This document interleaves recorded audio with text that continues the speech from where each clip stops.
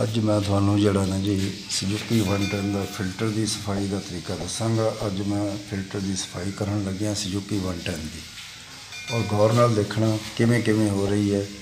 ਇੰਝ ਹੀ ਤੁਸੀਂ ਕਰਨਾ, ਔਰ ਸਫਾਈ ਜਿਹੜੀ ਹੈ ਨਾ ਜੀ ਫਿਲਟਰ ਦੀ ਬੜੀ ਆਸਾਨੀ ਨਾਲ ਹੋ ਜਾਂਦੀ। ਇਹ ਹੀ ਤੁਸੀਂ ਸਫਾਈ ਵਾਸਤੇ ਮਕੈਨਿਕ ਕੋਲ ਜਾਓ ਤਾਂ ਉਹਨਾਂ ਰੁਪਈਆ 100 ਤੁਹਾਡੇ ਕੋਲੋਂ ਐਵੇਂ ਹੀ ਝਾੜ ਲੈਣਾ। लो आज गौर न देखना। मैं वीडियो शुरू करने लग गया तब्बे करीम के नाम से, जो बड़ा मेहरबान और रहम करने वाला है। लो जी आज देखो वीडियो। सुजुकी 110। लो जी सब तो पहले मैं टापा लाने लगे। ये बड़े आराम नाल लाना ताकि टुटे ना, जोर जमाई नहीं करनी देना। उस तो बाद तुसी यह पेज खोलें, ये 5 पेज ने, मैं एको ही लाया फिलहाल दिखाने वास्ते। ये 5 पेज ने, कित्थे लगेगा, एक इत्थे, एक है, एक है। 5 पेज ने दे बारी बारी ये आराम ना खोलने ने, आराम इंज जोर जमाई नहीं करनी। खोल के छड़ देना। उस तो बाद 3 पेज इहदे ने, यह तुसां ला लेना फोम। यह असल दी सफाई वाला, यह फोम साफ करके धो के सुका के ते फिर इत्थे ही ला देना इहनूं इंज। और इहदा डब्बा भी खोलना ताकि इहदे अंदर जिहड़ी मिट्टी वो भी खत्म हो जाए। हवा मार के उन्होंने या कपड़े नाल झाड़ लेना ताकि ये जिहड़ी मिट्टी है ना मुकम्मल सफाई हो जाए। ये है देखो,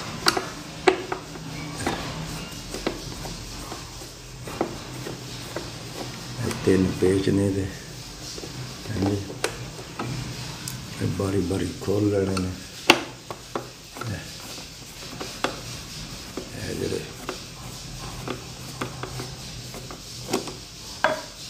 खोल लेने बारी बारी, इनू बाहर कढ़ लेना। ये जाली है, इतों इनू इंज मूँह नाल फूक मार लेनी, या जे तुहाडे कोल प्रैशर वाली कोई शै होवे उहदे नाल इंज फूका मार के इहदी मिट्टी की सफाई करनी है।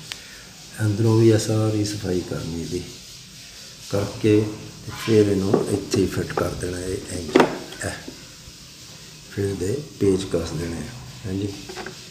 पेज कस देने बारी बारी, तो पेचों की सही चूड़ी चाड़नी है ताकि पेच जिहड़े बलैती ने खराब ना हो, क्योंकि पेचों की चूड़ी खराब हो जाए ना जी तो फिर ये जिहड़ा ना पूरा पेज नहीं कसना। इनू आस्ता आस्ता पहले एक कसना, मुकम्मल नहीं कसना, वो तुसी थोड़ा ढिला रखना। जो 3 चढ़ जाए फिर इन्होंने बारी बारी कसना, 3 बराबर रख के, ताकि ये जरा ना जी किसी किस्म की कोई फर्क ना आए। हाँ जी, ये चीज़ां जड़ियां दा गौर करना होंदा। ये दूसरा भी हो गया, ये भी ढिला कसिया मैं। हुण ए हो गया जी, ये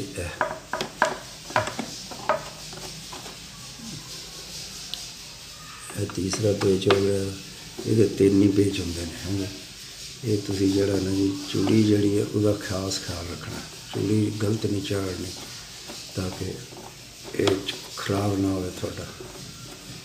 ये हम इन्होंने बारी बारी कस देना, बस ज़्यादा भी नहीं कसना ताकि फिर दोबारा खोलने मुश्किल ना हो जाए। ये हो गया जी। हुण तुसी अपना जिहड़ा फोम तुसी लाना इत्थे।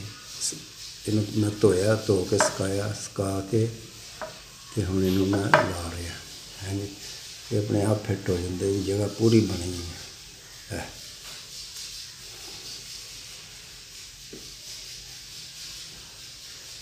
ये उत्ते जिहड़ा फिर इहदा कवर जिहड़ा ना जी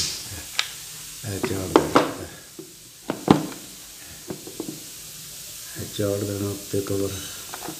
ये 5 पेज ने हाँ जी, 5 पेज कस के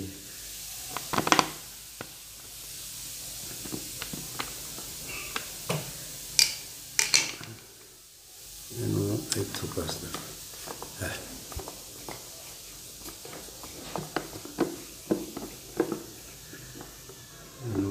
इत्थे कसना जी,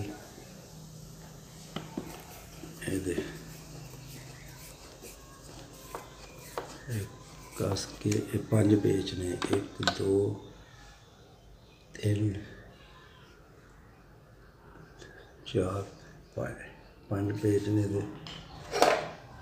जोड़ा ना जी ये तुसी इत्थों जोड़ा ना ਇਹਦਾ ख्याल रखना। ਇਹ ਤੁਸੀਂ ਵਿੱਚ लाजमी ये जी लाजमी पहले करना, फिर जोड़ा ना जी दबा के ना जी इत्थों करना। देखो लग गया। ये सुजुकी 110 मैं जी है ना जी कुछ साल डेढ़ पहले ली सी। तो ये सुजुकी का चलाने का मज़ा ही बड़ा जी। बड़ी सवारी ये बड़ी समूथ सवारी है, कोई जंप नहीं, कोई कुछ नहीं। सीट भी ये बड़ी कंफर्टेबल है। मीटर बहुत प्यारी सवारी है। इन्ना थानू कार का भी मज़ा नहीं आता जिन्ना एदा। लो जब मैं वीडियो ख़त्म कर लगी, तो वीडियो ने सब्सक्राइब करना, लाइक करना, शेयर करना और कमेंट्स करना कि यदि थानू समझ आई है फिल्टर साफ करन दी या कि नहीं है।